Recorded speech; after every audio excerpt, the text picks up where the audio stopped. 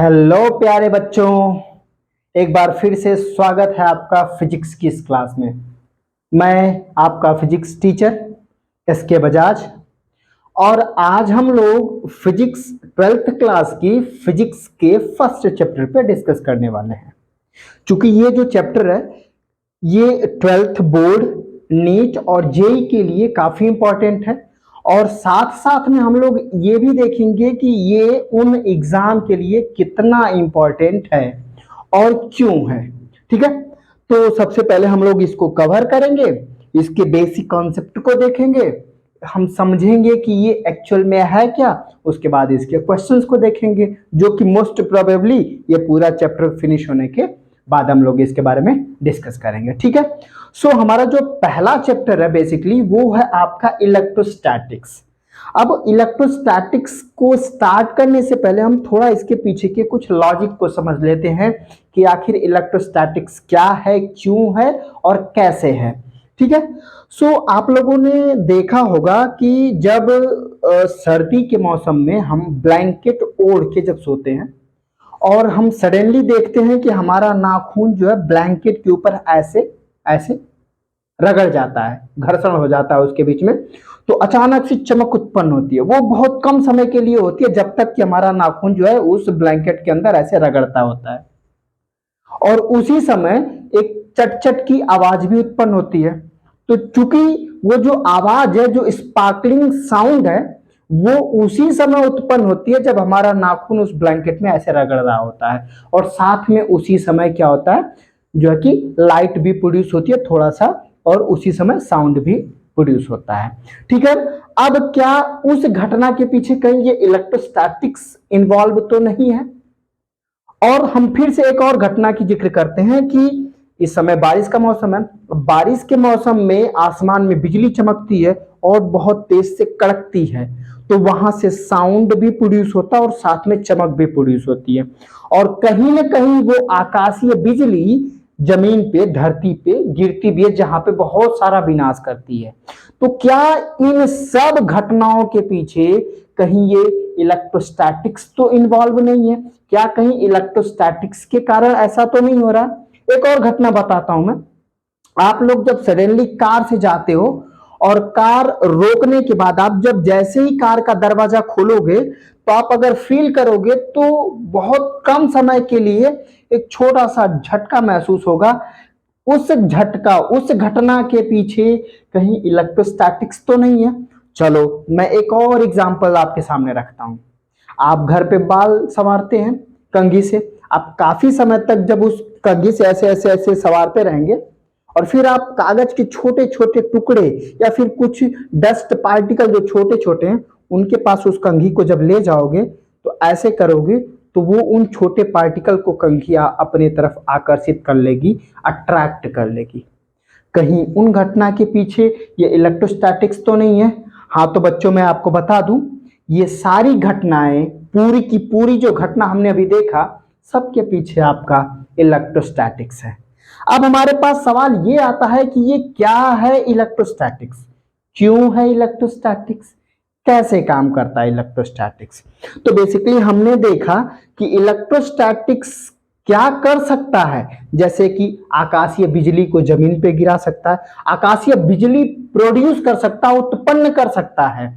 हमारे सर्दी के मौसम में कंबल और नाखून के बीच में एक साउंड प्रोड्यूस कर सकता है, वहां चमक उत्पन्न कर सकता है।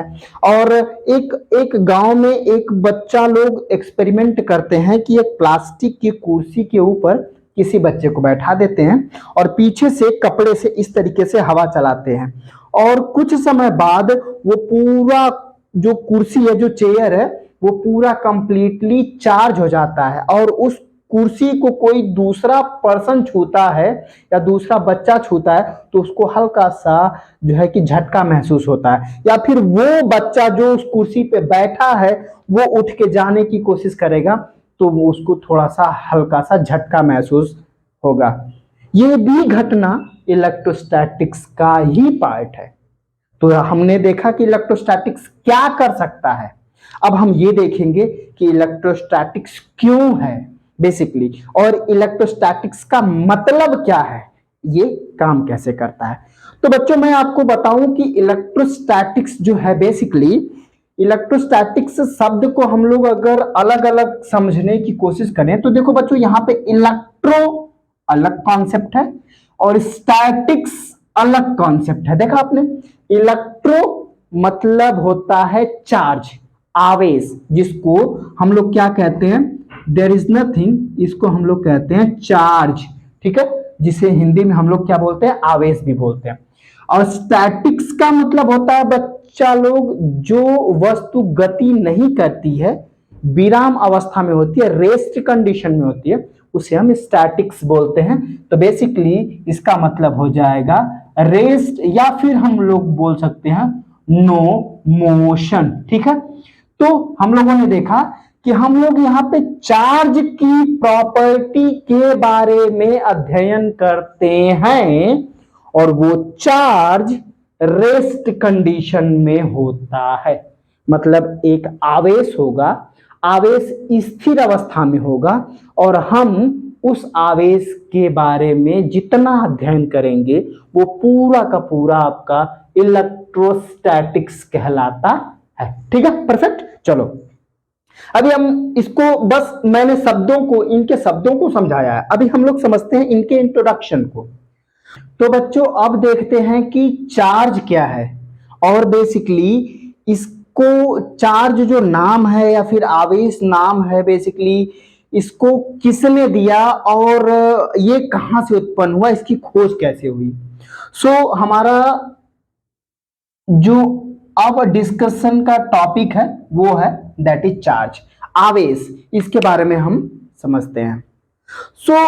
आपको बताऊं बच्चों कि 6th सेंचुरी से पहले, बिफोर 6th सेंचुरी,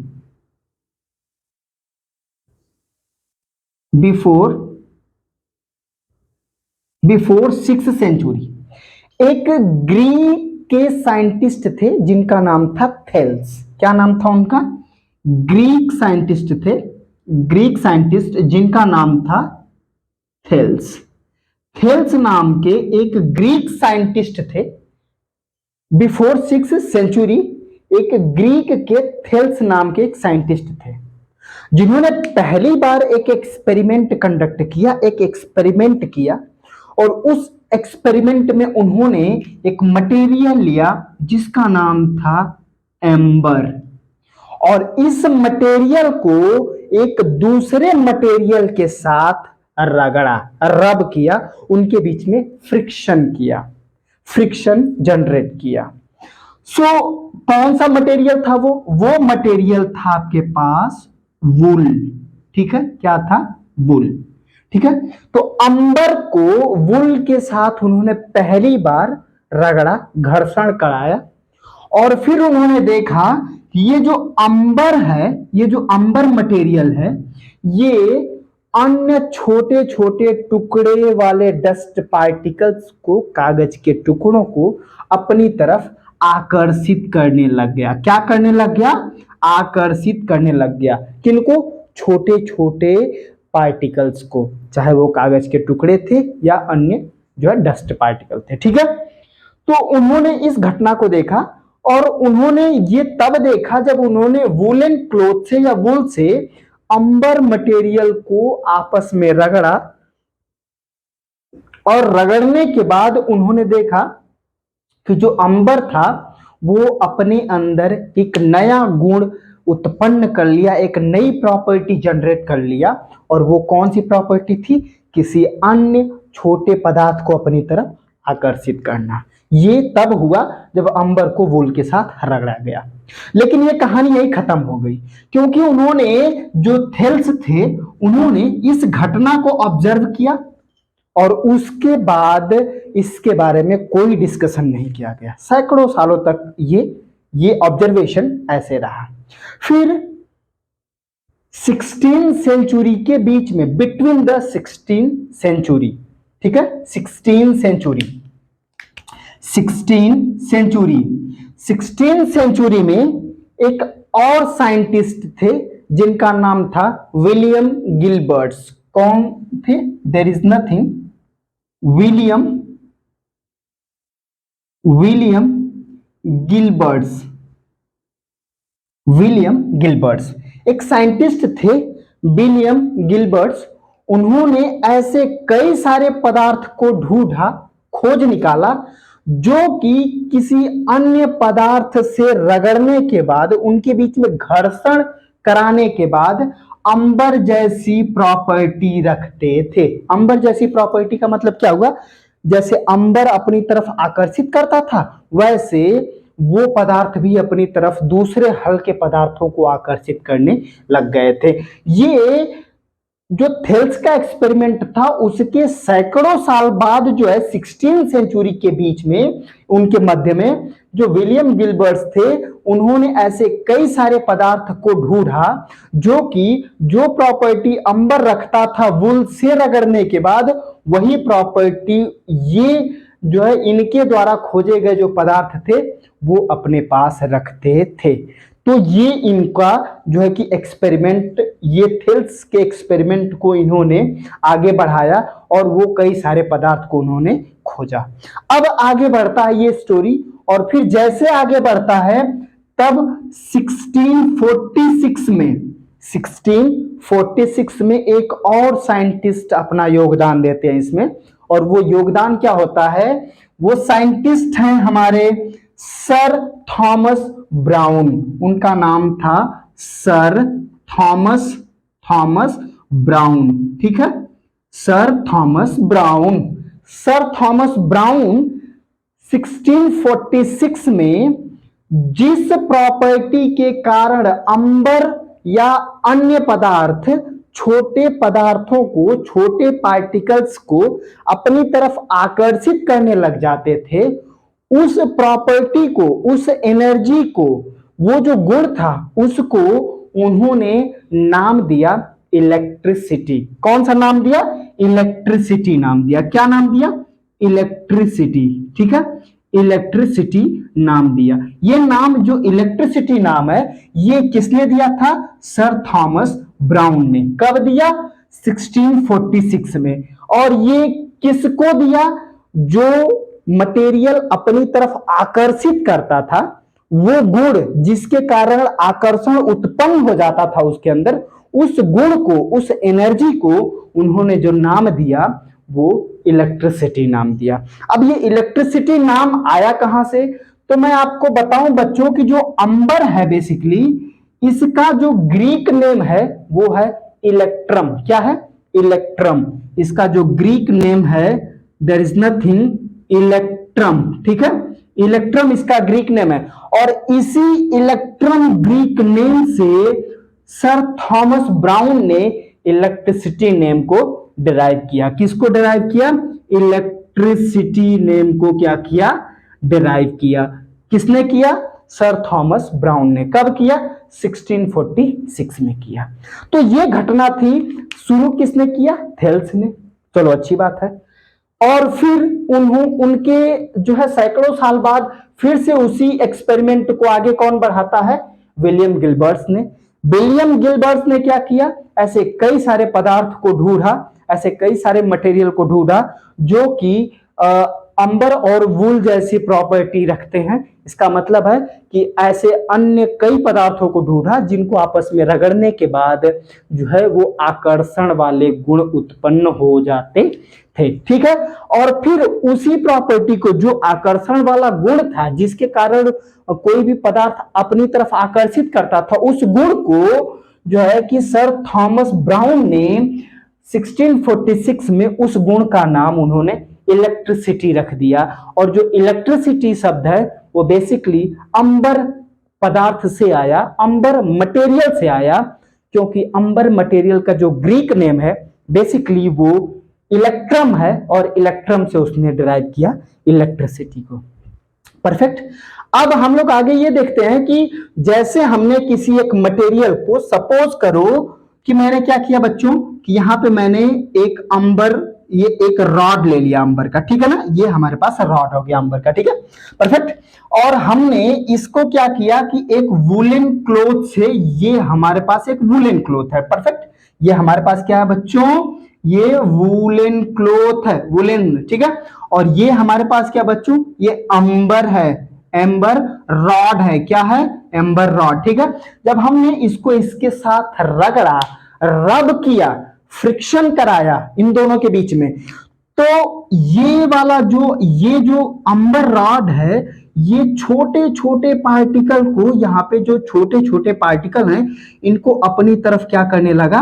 आकर्षित करने लगा। क्या करने लगा? आकर्षित करने लगा। जिस गुण से आकर्षण का जो गुण है, उसी गुण को सर थॉमस ने क्या नाम दिया था? इलेक्ट्रिसिटी नाम दिया था। और ये इलेक्ट्रिसिटी शब्द बेसिकली मैंने बताया कि ये अंबर से ही रिलेटेड है। ठीक है, अब आगे देख लेते हैं कि जब ये पदार्थ कंप्लीटली, पूरी तरह से अपने अंदर आकर्षण के गुण को अपना लेता है, उस पदार्थ को उन्होंने इलेक्ट्रिफाइड बोला। क्या बोला? इलेक्ट्रिफाइड। क्या बोला? इलेक्ट्रिफाइड। उसे इलेक्ट्रिफाइड ऑब्जेक्ट कहा गया। ठीक है, इलेक्ट्रिफाइड का मतलब कि आवेशित, या फिर हम उसको दूसरे शब्दों में बोल दें कि चार्ज्ड। ठीक है ना, चार्ज्ड ऑब्जेक्ट कहा गया। ठीक है ना, उन्हें इलेक्ट्रिफाइड ऑब्जेक्ट कहा गया। कौन सा ऑब्जेक्ट को? जो पदार्थ अपने अंदर पूरा आकर्षण गुण को जो है कि अपना लेता है, और वो पूरी तरह से आकर्षण गुण को प्रदर्शित करने लग जाता है। और ये कब करता है? जब हम किसी अन्य पदार्थ से उसको क्या करते हैं? रगड़ते हैं। अतः इस प्रकार के जितने भी मटेरियल होते हैं, उन्हें हम क्या कहते थे? इलेक्ट्रिफाइड ऑब्जेक्ट कहते थे। ठीक है ना, परफेक्ट। और जो इस तरह के गुण को उत्पन्न नहीं करते थे, जो अनचार्ज होते थे, जो अनइलेक्ट्रिफाइड होते थे बेसिकली, तो एक इलेक्ट्रिफाइड हो गया और एक अनइलेक्ट्रिफाइड हो गया। ठीक है, परफेक्ट। चलो आगे थोड़ा और बढ़ते हैं।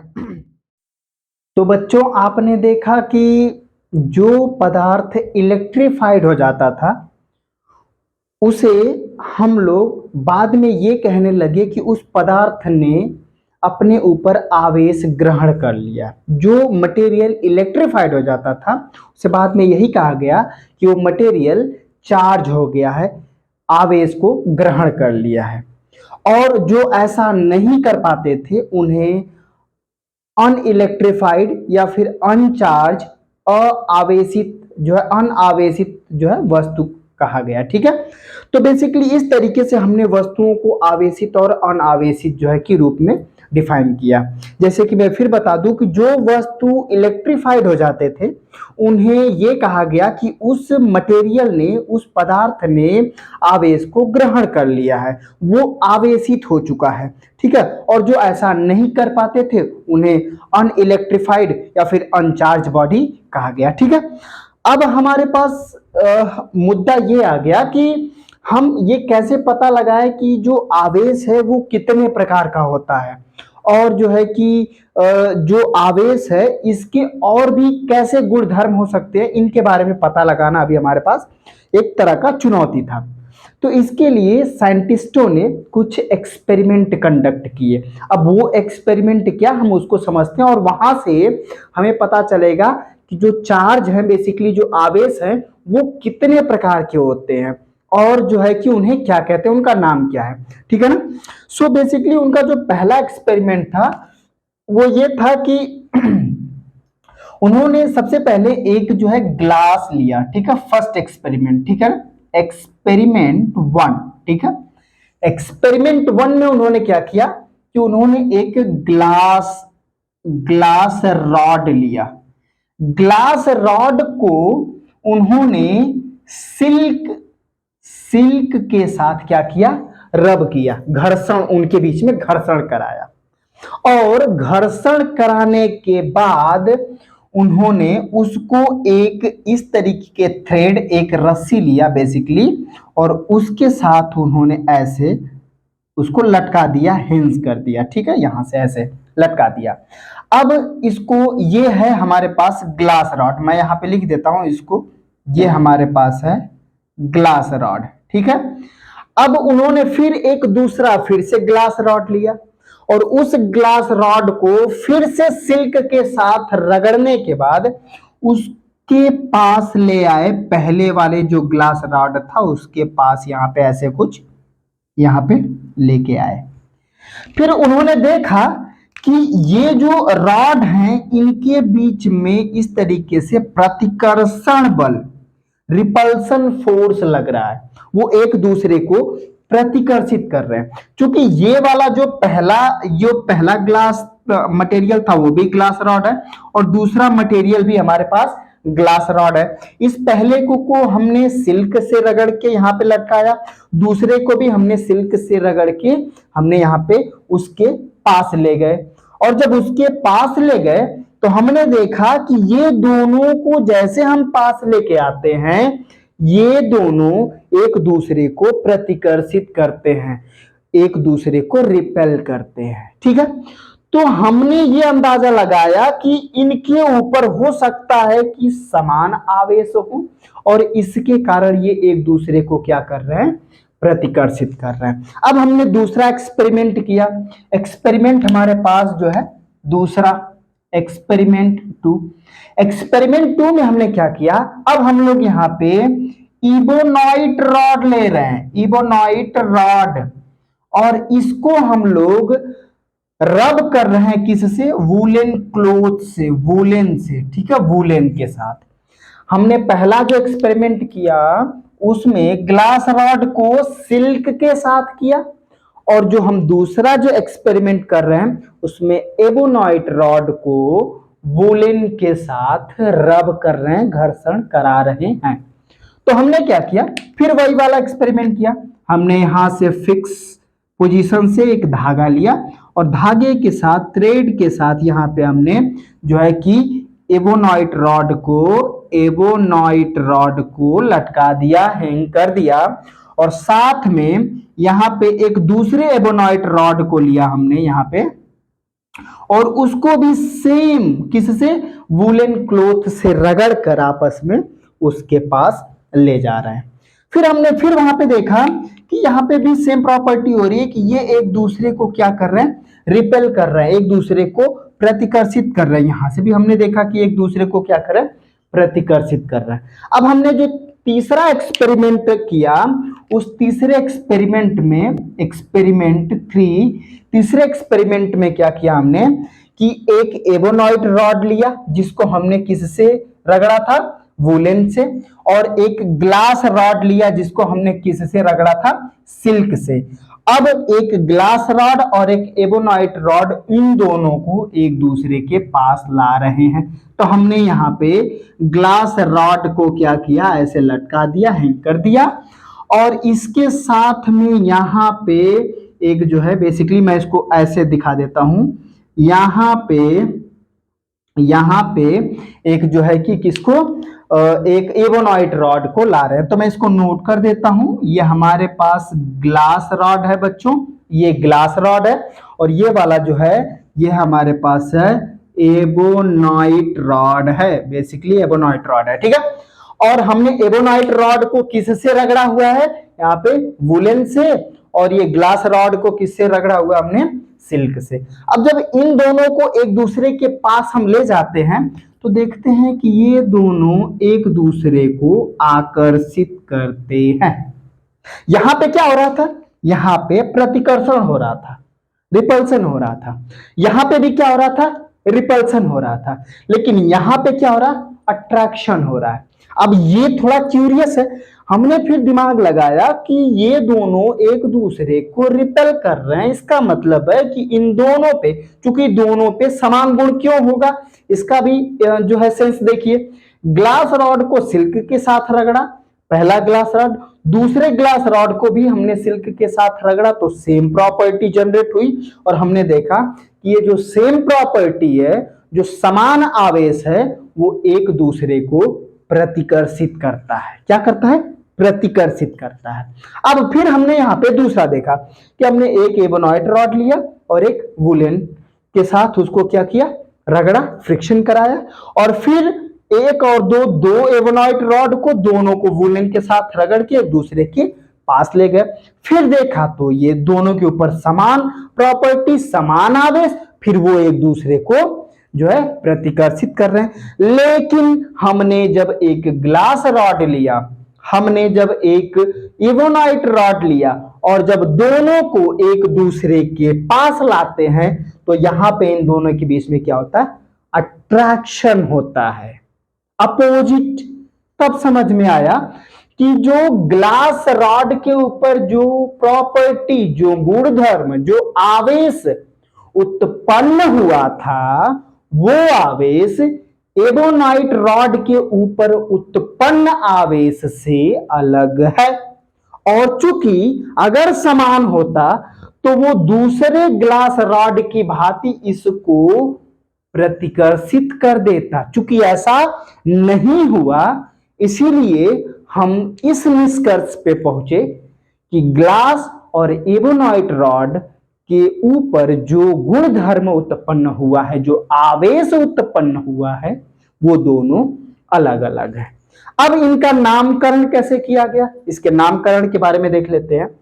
तो जो ग्लास के ऊपर जो आवेश उत्पन्न हुआ था, बेसिकली मैं यहां इंडिकेट करता हूं, जो ग्लास के ऊपर जो आवेश उत्पन्न हुआ था उसे कहा गया विट्रियस। क्या कहा गया, विट्रियस। विट्रियस इसका मतलब है कि ग्लास की प्रॉपर्टी रखने वाला, ठीक है ना। तो बेसिकली इसे कहा गया, इस प्रॉपर्टी को कहा गया, जो ये आवेश है बेसिकली इस आवेश को कहा गया विट्रियस। विट्रियस। और जो एबोनाइट के ऊपर जो आवेश उत्पन्न हुआ था उसे कहा गया रेजिनस। क्या कहा गया, रेजिनस, ठीक है, रेजिनस। इसे क्या कहा गया, रेजिनस कहा गया। तो विट्रियस और इसे क्या कहा गया, रेजिनस कहा गया। बाद में इस वेटिनस जो विट्रियस है, सॉरी, जो विट्रियस है उसे पॉजिटिव चार्ज कहा गया। क्या कहा गया, पॉजिटिव चार्ज, ठीक है। विट्रियस चार्ज को पॉजिटिव चार्ज कहा गया और रेजिनस को नेगेटिव चार्ज कहा गया। क्या कहा गया, नेगेटिव चार्ज कहा गया। देखो फिर से इसको समझो, ग्लास के ऊपर जो चार्ज उत्पन्न हुआ था उसे विट्रियस चार्ज कहा गया और जो इबोनाइट के ऊपर जो चार्ज उत्पन्न हुआ था उसे रेजिनस चार्ज कहा गया। जैसा कि मैंने अभी आपको बताया था, रेजिनस चार्ज कहा गया। जो विट्रियस चार्ज था उसे पॉजिटिव चार्ज कहा गया और जो रेजिनस चार्ज था उसे नेगेटिव चार्ज कहा गया। और इस प्रकार से हमारे पास जो आवेश हैं, जो चार्ज हैं, वो दो प्रकार से निकल के आते हैं। पहला पॉजिटिव चार्ज, दूसरा नेगेटिव चार्ज। मैं एक बार फिर से इसको समराइज कर देता हूं आपके दिमाग में। हम आवेश के प्रकार, जो टाइप ऑफ चार्ज है, उसको जानने के लिए हमने यहाँ पे 3 एक्सपेरिमेंट कंडक्ट किए। नंबर 1 कि हमने ग्लास रॉड को सिल्क के साथ रब किया और फिर हमने 2 ग्लास रॉड को सिल्क से रब करने के बाद, रगड़ने के बाद एक दूसरे के पास ले जाते हैं और यहां पे हम देखते हैं कि वो दोनों ग्लास रॉड आपस में एक दूसरे को प्रतिकर्षित करते थे। फिर हमने 2 इबोनाइट रॉड को वुलन से रब करने के बाद, रगड़ने के बाद एक दूसरे के पास ले जाते हैं तो यहां पे भी ये एक दूसरे को प्रतिकर्षित करते हैं। चूंकि मटेरियल सेम है तो इसीलिए इनके ऊपर समान गुण उत्पन्न हुआ, समान आवेश उत्पन्न हुआ और इसीलिए ये एक दूसरे को क्या कर रहे थे, प्रतिकर्षित कर रहे थे। अब हम तीसरा एक्सपेरिमेंट करते हैं कि हम इस तीसरे एक्सपेरिमेंट में एक ये ग्लास रॉड यहां से जो हम सिल्क के साथ रब किए हैं और एक एबोनाइट रॉड जो कि हम वुलन के साथ रब किए हैं, इन दोनों को आपस में लाते हैं एक दूसरे के पास और फिर देखते हैं ये एक दूसरे को अट्रैक्ट करते हैं। तो निष्कर्ष निकल के आता है कि यहाँ पे जो उत्पन्न हुआ आवेश है वो दूसरा प्रकार का है और यहाँ पे जो आवेश उत्पन्न है वो दूसरे प्रकार का। ये दोनों कभी भी आपस में इक्वल नहीं है।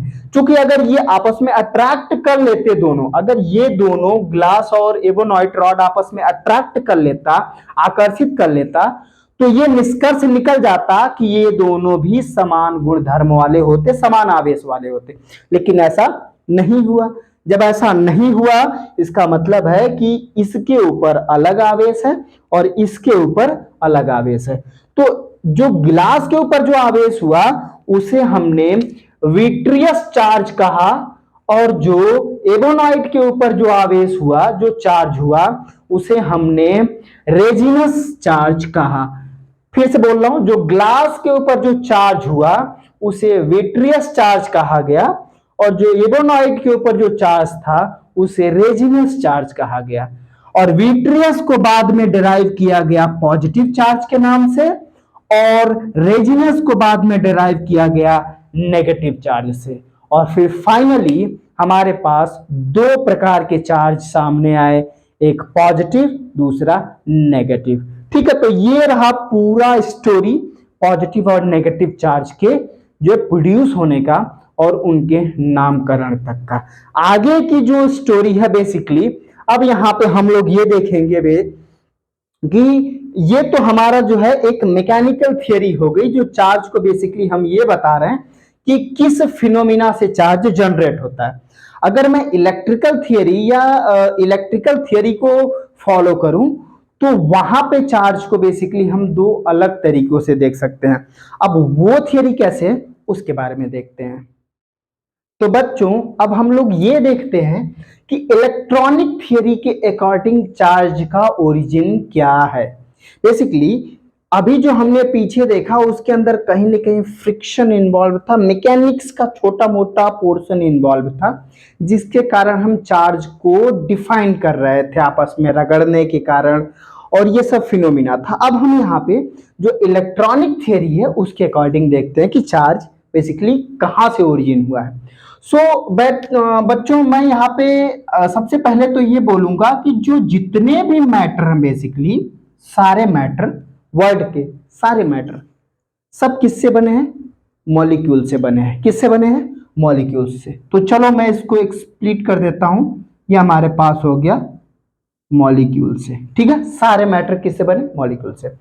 और मॉलिक्यूल्स बना है नंबर ऑफ एटम से, बहुत सारे एटम से मिलके। तो ये हमारे पास हो गया एटम्स। एटम से क्या बना है?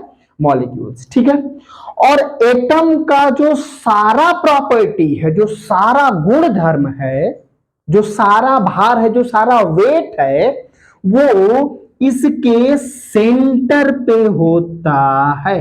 कहां पे होता है? सेंटर पे। और जो सेंटर होता है उसी सेंटर को हम लोग न्यूक्लियस कहते हैं। क्या कहते हैं? न्यूक्लियस।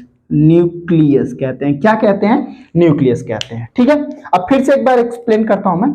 दुनिया के सारे मटेरियल जो है, बेसिकली सारे मैटर जो हैं वो किससे बने हैं? मॉलिक्यूल से। ये हमारे पास मॉलिक्यूल्स है। और मॉलिक्यूल्स किससे बना है? नंबर ऑफ एटम से, बहुत सारे एटम से मिलके। देखो, मॉलिक्यूल्स को हिंदी में अणु कहते हैं और एटम को हम परमाणु कहते हैं। ठीक है ना, और ये मैटर का मतलब हुआ पदार्थ। ठीक है ना, तो सारे पदार्थ जो है अणु से बने हैं, और अणु जो है वो किससे बना हुआ है? परमाणु से। और परमाणु के जो सारा भार है, सारा गुण धर्म है, सारी प्रॉपर्टी, सारा वेट जो है इस एटॉम के सेंटर पर स्थित होता है। कहां पे स्थित होता है? सेंटर पे। और उसी सेंटर को हम लोग क्या कहते हैं? न्यूक्लियस कहते हैं। ठीक है, अब फिर से मैं इसको न्यूक्लियस को यहां मेंशन करता हूं, न्यूक्लियस। ठीक है, अब न्यूक्लियस के केंद्र बिंदु पे, न्यूक्लियस के अंदर दो पार्टिकल होते हैं। उन पार्टिकल्स को, एक को बच्चों हम प्रोटॉन कहते हैं, जो कि धनात्मक होता है, जो पॉजिटिव चार्ज होता है। क्या होता है? वो पॉजिटिव चार्ज होता है, जिसको हम धनात्मक आवेश होता है ये कह सकते हैं। और दूसरा जो हमारे पास जो पार्टिकल होता है उसे हम न्यूट्रॉन कहते हैं। क्या कहते हैं? न्यूट्रॉन कहते हैं। और न्यूट्रॉन ये बेसिकली अनावेशित होता है, अनचार्ज होता है, न्यूट्रल होता है। बेसिकली हम इसको न्यूट्रल बोल सकते हैं। ठीक है ना, ये क्या होता है? न्यूट्रल होता है। क्या होता है? न्यूट्रल। ठीक है, न्यूट्रल। या फिर हम इसको एक चीज और ये बोल सकते हैं कि न्यूट्रल छोड़ो, इस पे समान मात्रा में इक्वल, ठीक है, समान मात्रा में इक्वल अमाउंट में पॉजिटिव एंड नेगेटिव चार्ज होता है, इसीलिए ये जो है उदासीन होता है। क्या होता है? उदासीन, जिसको न्यूट्रल को हम लोग क्या बोल सकते हैं? उदासीन। तो ये न्यूट्रॉन बेसिकली न्यूट्रल होता है, और न्यूट्रल इसलिए होता है क्योंकि इसके ऊपर इक्वल अमाउंट में पॉजिटिव चार्ज और इक्वल अमाउंट में नेगेटिव चार्ज होता है, और इसी कारण इसके ऊपर कुल आवेश, कुल चार्ज कितना होता है? 0 होता है। ठीक है। अब जो न्यूक्लियस है, अब सपोज करो हमारे पास कि ये हमारे पास न्यूक्लियस है, ये हमारे पास न्यूक्लियस, ठीक है, न्यूक्लियस है, और थोड़ा सा इसको बड़ा बना देता हूं, ये हमारे पास न्यूक्लियस है, ठीक है, ये हमारे पास न्यूक्लियस है, और इस न्यूक्लियस के अंदर, इस न्यूक्लियस के अंदर यहाँ पे जो है हमारे पास प्रोटॉन प्लस न्यूट्रॉन दोनों केंद्रित है, ठीक है, इसके अंदर, ठीक है, न्यूक्लियस के अंदर। और इस न्यूक्लियस के बाहर जो कक्षाएं होती हैं, इस तरीके से इस कक्षाओं में इलेक्ट्रॉन इस कक्षाओं के चारों तरफ चक्कर लगाता है, और ये जो कक्षाएं होती हैं, ये कक्षाएं फिक्स कक्षाएं होती हैं, फिक्स्ड ऑर्बिट होता है, ठीक है, फिक्स्ड क्लास होता है, और इसी क्लास में, इसी ऑर्बिट में इलेक्ट्रॉन चारों तरफ क्या करता है?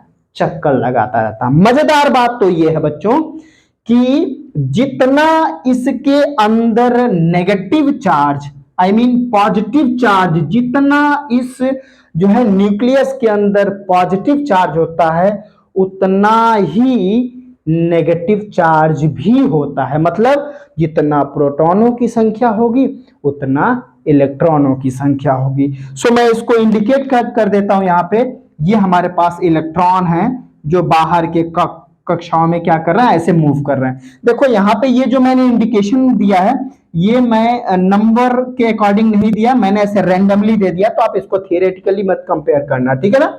2n² के हिसाब से इसमें फिल होता है, तो मैं वो लॉजिक नहीं लगाया हूं, मैं जस्ट ऐसे फिल कर दिया हूं, ठीक।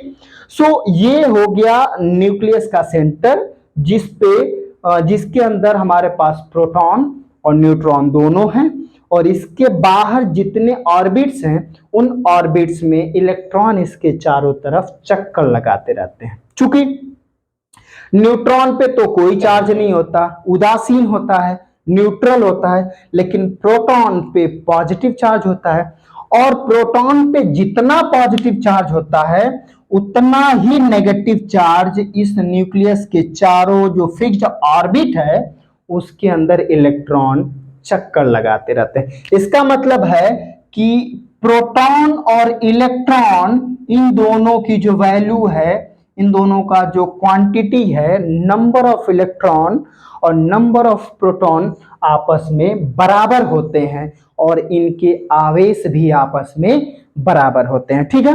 अब आगे देखते हैं कि जैसे जैसे इस सेंटर से, इस न्यूक्लियस के सेंटर से इलेक्ट्रॉन दूर होता जाता है, अब इसके पास वाले इस क्लास में अगर मूव कर रहा है, सपोज करो कि इसमें ये इलेक्ट्रॉन है और ये इलेक्ट्रॉन इसमें ऐसे मूव कर रहा है, ठीक है ना, ये इलेक्ट्रॉन ऐसे मूव कर रहा है, तो ये न्यूक्लियस के जस्ट पास में है, तो एक धनात्मक आवेश है प्रोटॉन, और इलेक्ट्रॉन ऋणात्मक आवेश है, नेगेटिव चार्ज है। इन दोनों के बीच में एक बल लगेगा, उस बल को कहते हैं आकर्षण बल। इलेक्ट्रॉन और प्रोटॉन के बीच में एक बल लगेगा जो आकर्षण बल होगा, और ये आकर्षण बल बहुत ही स्ट्रांग होता है, क्योंकि जो इलेक्ट्रॉन नाभिक के केंद्र बिंदु के जितना पास होगा उसके बीच का आकर्षण बल उतना ही ज्यादा मजबूत होगा। जैसे जैसे इलेक्ट्रॉन की कक्षाएं दूर होती जाएंगी, उनके बीच का जो आकर्षण बल है वो कम होता जाएगा। लास्ट में हम देखेंगे कि जो सबसे लास्ट ऑर्बिट होगा उसमें और उसके बीच और प्रोटॉन के बीच लगने वाला जो आकर्षण बल होगा वो लगभग बहुत ही वीक होता है, और इतना वीक होता है कि हम उस बाहरी कक्षा वाले इलेक्ट्रॉन को थोड़ी सी भी ऊर्जा या ऊष्मा दे दें तो वो उस कक्षा को छोड़कर सरफेस पे उस पदार्थ के सतह पे स्वतः आ सकता है या और उस पे जो है कि घूम सकता है, मूव कर सकता है। और यही रीजन होता है कि जितना दूर इलेक्ट्रॉन नाभिक के केंद्र बिंदु से होगा, जितने ज्यादा संख्या में होंगे, वह पदार्थ उतना ही ज्यादा आवेश अपने ऊपर उत्पन्न करता है जब हम उसको किसी अन्य पदार्थ के साथ रगड़ते हैं तो उनके बीच में ऊष्मा उत्पन्न होती है और वो ऊष्मा, वो हीट जो है वो बाहरी कक्षा के इलेक्ट्रॉन अवशोषित कर लेते हैं और वहां से होता है थर्मल इमिशन ऑफ इलेक्ट्रॉन। वहां से थर्मल इमिशन के कारण उष्मीय उत्सर्जन होता है और उस उष्मीय उत्सर्जन से इलेक्ट्रॉन बाहरी कक्षा से सतह पर आ जाते हैं और फिर वहां पे वो जो है इलेक्ट्रिफाइड होने का सबूत देते हैं कि हाँ वो आवेशित हो चुके हैं। ठीक है, ये पूरी स्टोरी होती है। तो हमने क्या देखा अभी? हमने ये देखा कि जो पूरा मैटर है बेसिकली उसके अंदर जो न्यूक्लियस है, उस न्यूक्लियस के सेंटर की जो स्टोरी है वो प्रोटॉन और इलेक्ट्रॉन के बीच में ही है। बेसिकली यहाँ पे भी हमने देखा कि दो तरह के हो गए आवेश और इन आवेशों को हम प्रोटॉन और इलेक्ट्रॉन तो नाम दिए हैं, लेकिन पॉजिटिव और नेगेटिव किस आधार पे देते हैं जरा ये देख लेते हैं। जब हम किसी एक इलेक्ट्रॉन को, ये हमारे पास सपोज कीजिए कि हमारे पास एक वस्तु है और यहाँ पे हमारे पास एक दूसरी वस्तु है, इन दोनों के बीच में हमने घर्षण किया। घर्षण करने के बाद इनके बीच में यहाँ पे ऊष्मा उत्पन्न हुई।